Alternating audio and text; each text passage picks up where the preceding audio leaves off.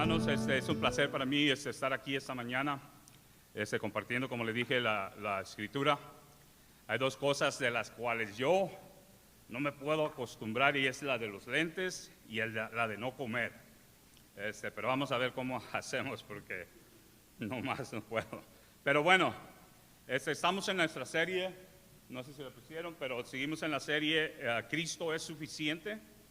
Estamos en el libro de Gálatas 3, del 3:1 al 4:7. Si lo tienen ahí, pues ya la lectura se leyó, hermanos. Una de las cosas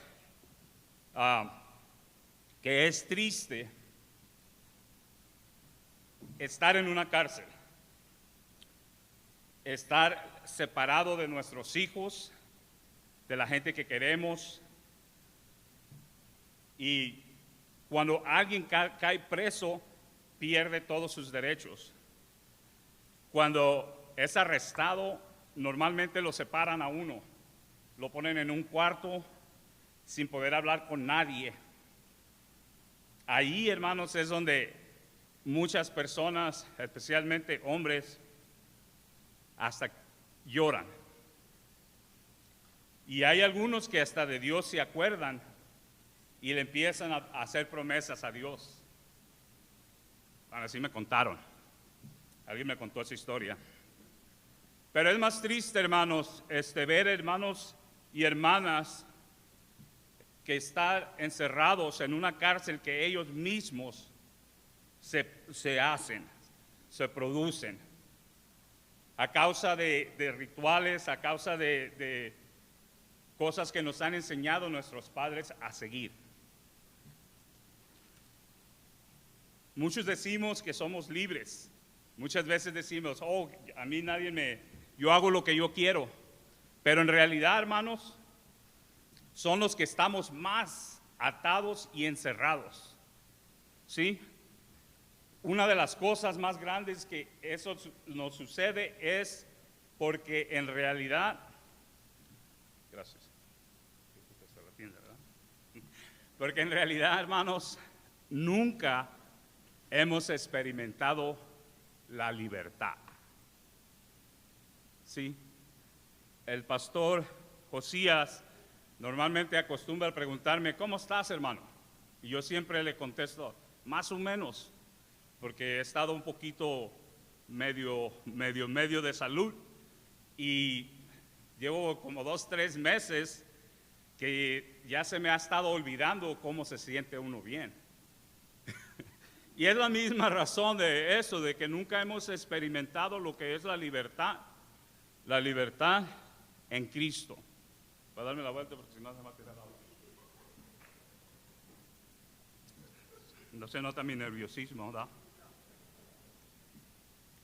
Pero bueno, vamos a orar rapidito para que sea Dios que tome control de este servicio, que sea Él usándonos, a cada uno de nosotros especialmente, que pueda usar mi voz para, si Él le place hablarle a alguien, que sea Dios a través de su Espíritu. Padre, te doy gracias, Señor, por el privilegio de estar aquí, porque tú me conoces mejor que nadie y sabes que soy solamente una fábrica de pecado. Te doy las gracias por tu misericordia. Te pido por todas las personas que están aquí, especialmente por todos los hombres que son líderes de familia, Padre Santo, que son sacerdotes, Padre Santo, que puedas tocar sus corazones, su mente, y los ayudes, Padre Santo, a guiar a sus familias a ti, a tus pies. Te pido que me ayudes a poder hablar conforme sea tu voluntad, Padre Santo. Todo eso te lo pido en nombre de Cristo Jesús. Amén. Como les decía, hermano, no hemos probado o no hemos experimentado esa libertad que espiritual que Cristo nos da a través de su palabra. Y no hablo libertad física, porque muchos, como les digo, decimos puedo hacer lo que yo quiera, pero en realidad no hacemos lo que queremos. Pero cuando llegamos a experimentar esa libertad interna que Cristo ofrece, no importa nuestra situación, no importa dónde estemos, no importa si estamos en una cárcel o no, eso queda como un cero a la izquierda, como se dice a veces. Tal vez estás ahorita aquí y piensas que tuve que levantarme temprano para venir a la casa de Dios y escuchar a Él, ¿verdad? Tienes en tu mente quererte ir de este lugar. Pero todo este tipo de comportamiento, hermanos, a veces son los que nos estorban a caminar en nuestra vida espiritual. Son las cosas que nos atan y no nos dejan llegar a tener el potencial que Dios quiere que tengamos en Él.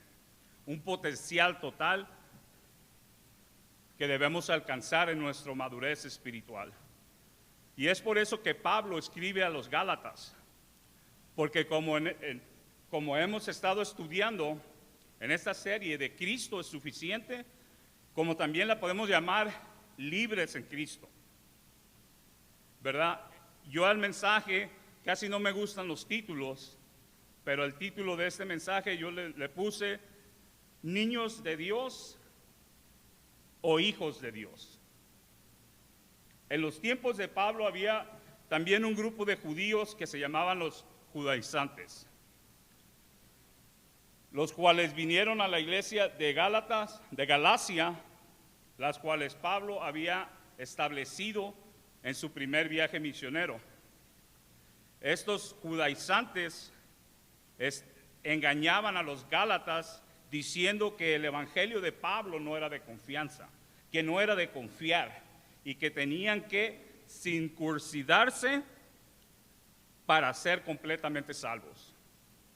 Ellos traían hasta cartas de recomendación que según Pablo les había dado, que según Pedro y el concilio en Jerusalén les habían entregado. Como si la aprobación de los hombres contara más que la aprobación de Dios, si un predicador viene de Dios o no. En capítulos anteriores hemos visto cómo Pablo expone el evangelio que él predica.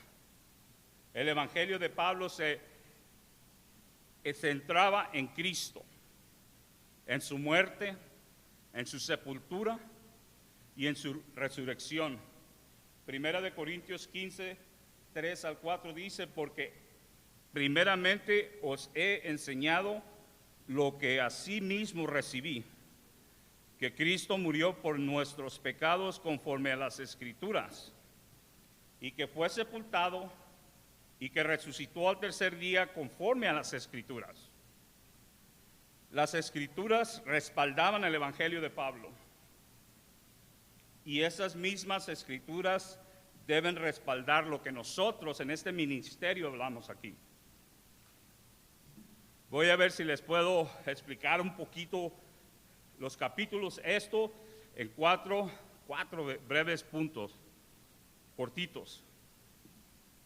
Aunque entre más leo la Biblia, yo leí esto, le comentaba con mi esposa y le decía que esos capítulos o versículos no necesitan mucha explicación, y le digo, ojalá no los dañe con cosas mías. Pero el primer punto se trata del argumento personal de Pablo. En Gálatas 3, del 1 al 5, versículo 1 dice, oh Gálatas insensatos, ¿quién os fascinó para no obedecer la verdad? En otras palabras, Pablo se sorprende que después de experimentar los Gálatas la salvación, se hayan ido hacia atrás o hayan ido a otro mensaje.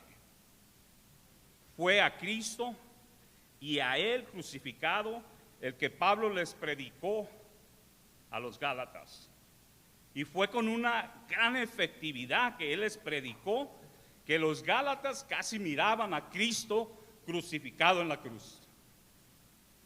Pablo presentó abiertamente a Cristo con un énfasis tan grande que su muerte fue por los pecadores. Ellos escucharon esta verdad, la creyeron y también la obedecieron. Y como resultados, ellos fueron nacidos de nuevo y añadidos a la familia de Dios. El versículo 2 dice: esto solo quiero saber de vosotros. ¿Recibisteis el Espíritu por las obras de la ley o por el oír con fe? Pablo les hace esta pregunta muy importante de que si recibieron el Espíritu Santo por fe en la palabra de Dios o por hacer las obras de la ley. Hay una sola evidencia, hermanos, de un convertido genuino, de alguien que se convierte. Y esa evidencia, hermanos, no es de que, como lo dice lo legalista mío, que a veces quiere ver uno el cambio en la persona, y no es así, hermanos. La evidencia es de que el Espíritu Santo esté en la vida de ese nuevo creyente, hermanos. Romanos 8:9 nos dice de esta manera: mas vosotros no vivís según la carne, sino según el Espíritu, si es que el Espíritu de Dios mora en vosotros. Y si alguno no tiene el Espíritu de Cristo, simple y sencillamente no eres de él. Versículo 3 dice: ¿tan necios sois? Habiendo comenzado por el Espíritu, ¿ahora vais a acabar por la carne? En la experiencia de la conversión, los que creyeron en Gálatas recibieron el Espíritu por fe y no por las obras de la ley. Es por eso que Pablo les hace otra pregunta. Si no comenzaron por la ley, entonces ¿por qué hablamos de ella? Si comenzaron por el Espíritu, ¿podrán alcanzar la naturaleza sin el Espíritu? ¿O podrán alcanzar la madurez dependiendo de la carne?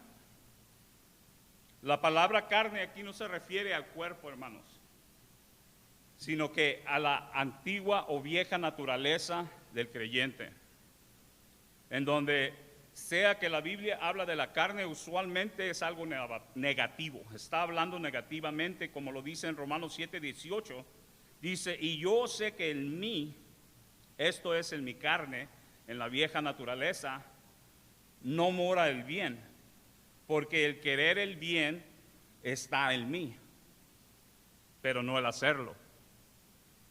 Tantas cosas habéis padecido, dice en el versículo 4, en vano.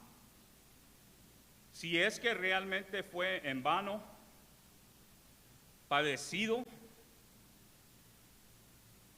no necesariamente, la palabra padecido no necesariamente implica que haya habido dolor.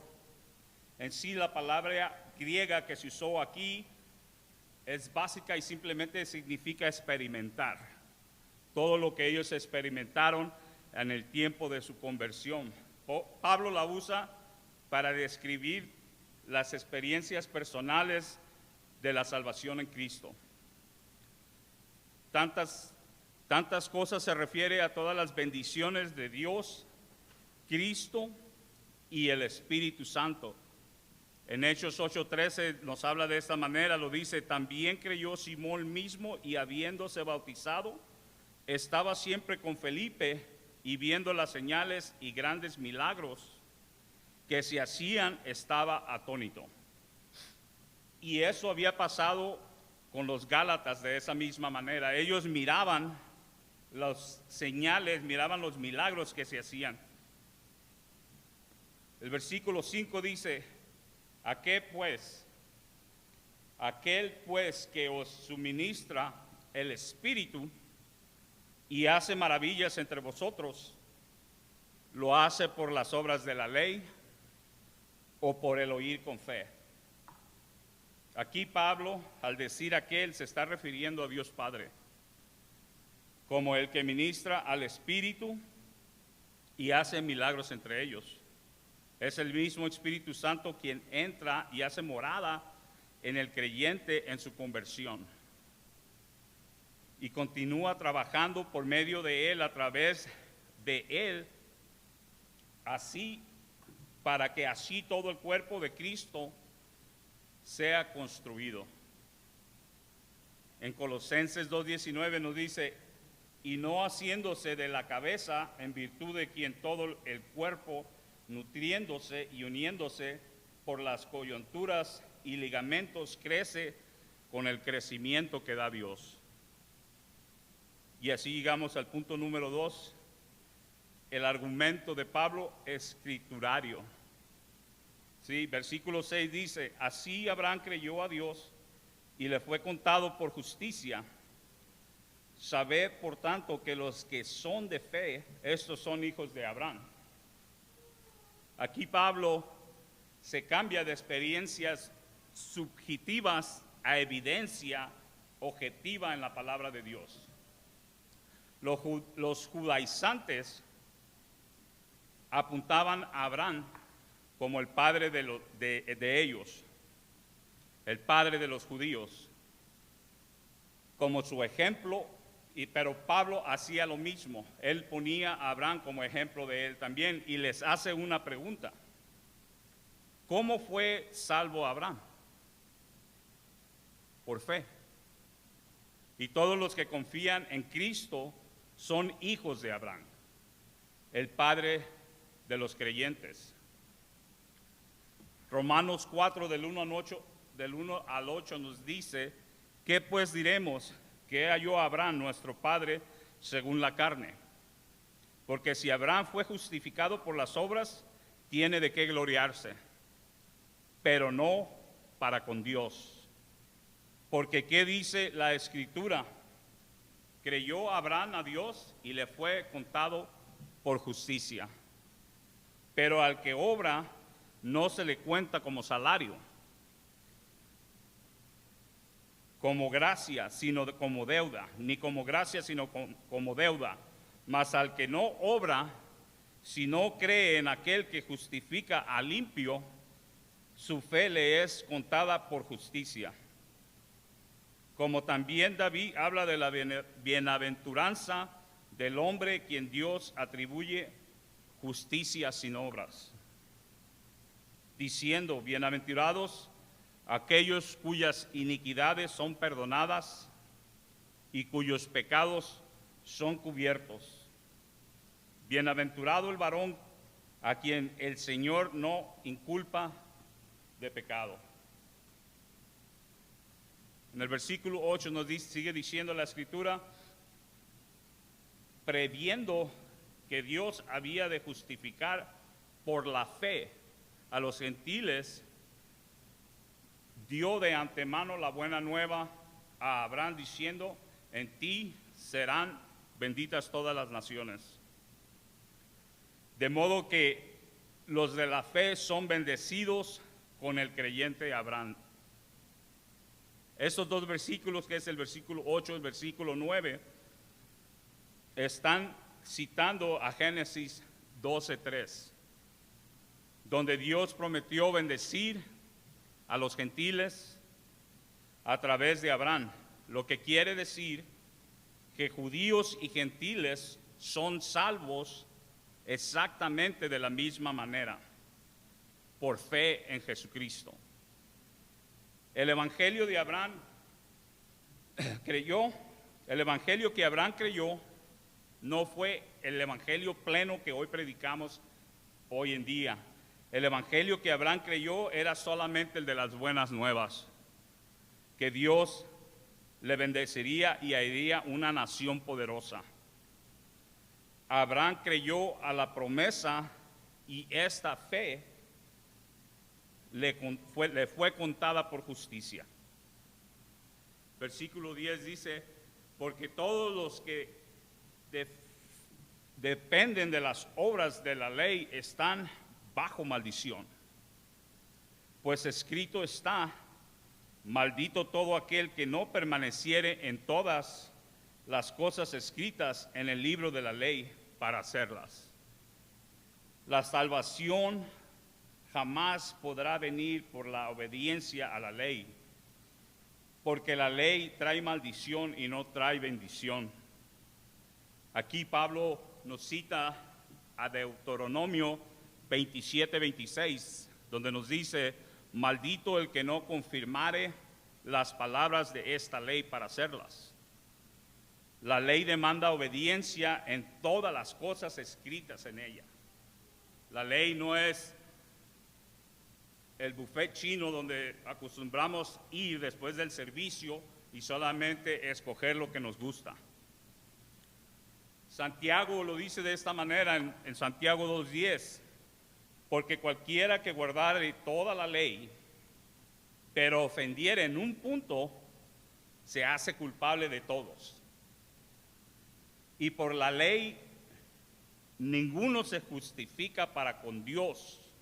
Nos dice en el versículo 3:11, es evidente porque el justo por la fe vivirá.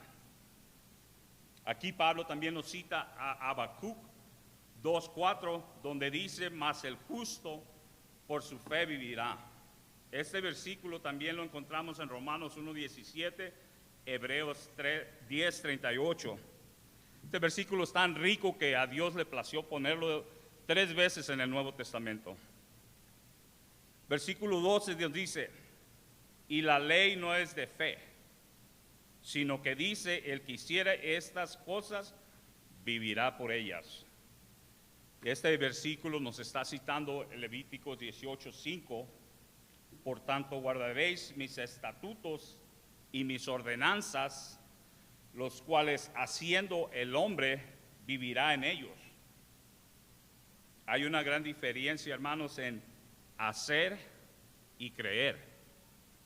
Nadie jamás fue salvo por la ley, porque nadie nunca puede obedecer completamente a la ley.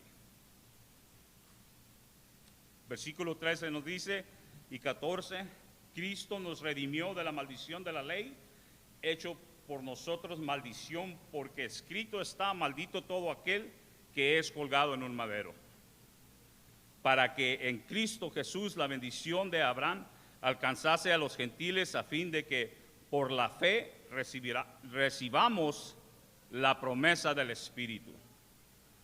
Y en esos versículos Pablo también cita Deuteronomio 21:23, donde dice: no dejaréis que su cuerpo pase la noche sobre el madero, sin falta lo enterrarás el mismo día, porque maldito por Dios es el colgado. La ley nos pone bajo maldición, hermanos, pero Cristo murió para quitar la maldición. Murió en la cruz.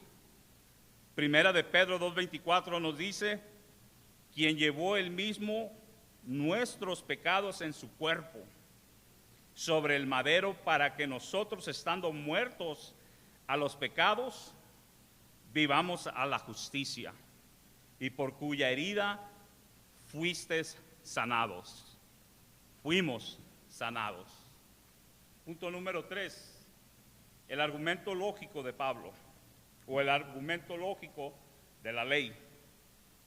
Dice versículo 15: hermanos, hablo en términos humanos, un pacto, aunque sea de hombres, una vez ratificado, nadie lo invalida ni le añade. 16: ahora bien, a Abraham fueron hechas las promesas, y a su simiente. No dice a las simientes, como si hablase de muchos, sino como de uno, y a tu simiente, la cual es Cristo.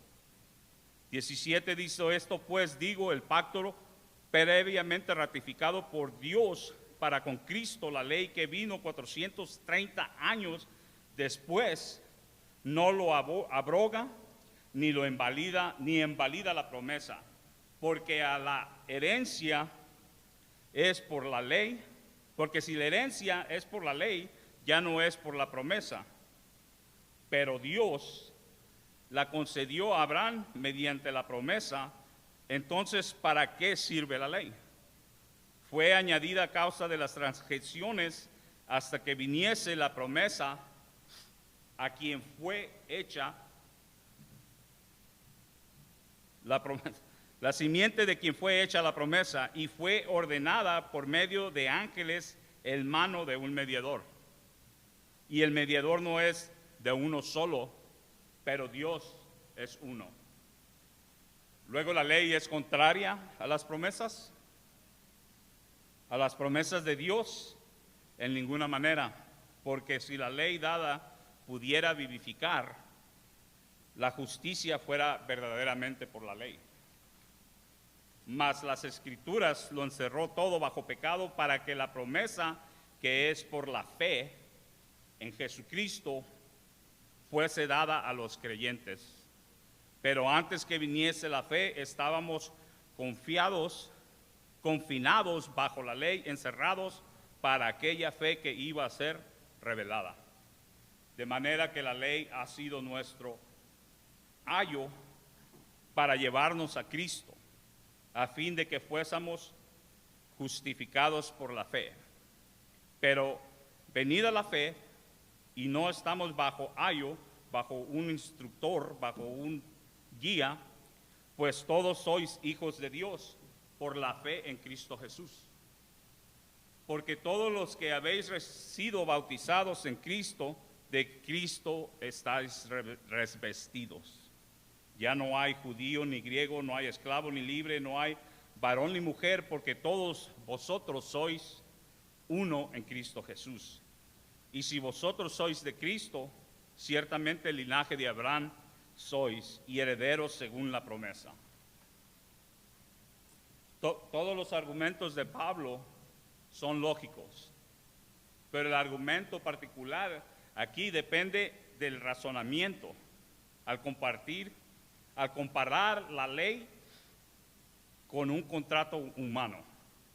Cuando dos personas hacen un contrato, es ilegal que una tercera persona venga e intervenga, le cambie o hasta lo cancele. Dios hizo un contrato con Abraham, o mejor dicho, Él hizo un pacto con Abraham 430 años antes de que fuera dada la ley. La ley de Moisés jamás podría cancelar la promesa original de Dios a Abraham. Dios lo prometió igualmente a la simiente de Abraham, y en el versículo 16 indica que esta simiente es Cristo. La ley mosaica no fue una nueva manera de salvación que cancelaba la promesa de Dios a Abraham. Esto no sería lógico. La promesa y la fe van juntas, pero no la promesa y la ley. En sí, Hechos 15:24 nos dice que la ley no fue dada para los gentiles. Lo dice de esa manera: por cuanto hemos oído que algunos que han salido de nosotros, a los cuales no dimos orden, os han inquietado con palabras, perpetuando vuestras almas, mandando circuncidaros y guardar la ley.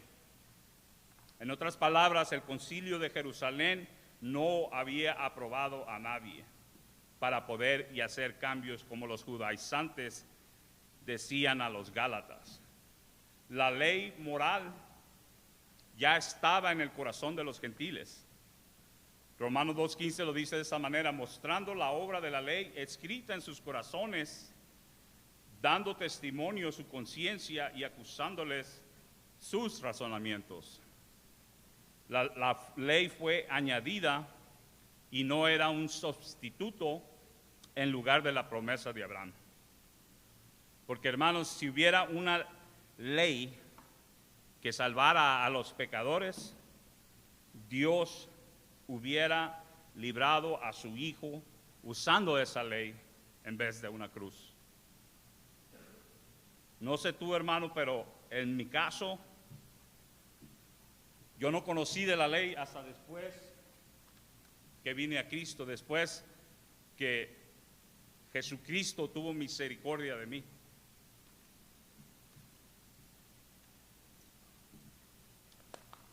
Y sigo aprendiendo de esa misericordia. No he llegado a alcanzarla, día a día, un día a la vez. Sigo aprendiendo. Llegamos al punto 4, les dije que iban a estar cortitos. No me tienen que aguantar un ratito más. Gálatas 4 del 1 al 7. Niños o hijos. Pero también digo, entre tanto que el heredero es niño, en nada difiere del esclavo, aunque es señor de todo, sino que está bajo tutores o curadores hasta el tiempo señalado por el Padre. Así también nosotros, cuando éramos niños, estábamos en esclavitud bajo los rudimentos del mundo. Pero cuando vino el cumplimiento del tiempo, Dios envió a su Hijo, nacido de mujer y nacido bajo la ley, para que redimiese a los que estaban bajo la ley, a fin de que recibiésemos la adopción de hijos. Y por cuanto sois hijos, Dios envió a vuestros corazones el Espíritu de su Hijo, el cual clama, Abba, Padre. Así que ya no eres esclavo, sino hijo, y si hijo, también heredero de Dios por medio de Cristo. No importa, hermanos, qué tan rico o qué tantas posesiones tenga un padre de familia, un niño infante de brazos o que apenas va a caminar o puede caminar, ese niño no puede gozar de esas riquezas, no puede depender de las riquezas ni las posesiones del padre. En el mundo romano de ese tiempo, los niños de la gente rica eran cuidados por los esclavos, eran instruidos por los esclavos sin importar quién era el padre, ni sin importar la posición que ellos tenían. El niño era un niño bajo el cuidado del esclavo. En sí no había diferencia entre el esclavo y el hijo del padre. El esclavo era mandado por el Señor y el niño era mandado por el esclavo. Y esta era la condición espiritual que el pueblo judío tenía en ese tiempo de la ley. Esa ley era un guardián quien disciplinaba a la nación y le preparaba a la gente para la venida de Cristo. Así que cuando los judaizantes guiaban de regreso a los gálatas al legalismo, a seguir la ley, también los llevaban no tan solo a una esclavitud religiosa, sino también a una infancia e inmadurez moral e espiritual. Pablo fue cuidadoso al mostrar la doble naturaleza de Jesucristo, el que Él era Dios y hombre.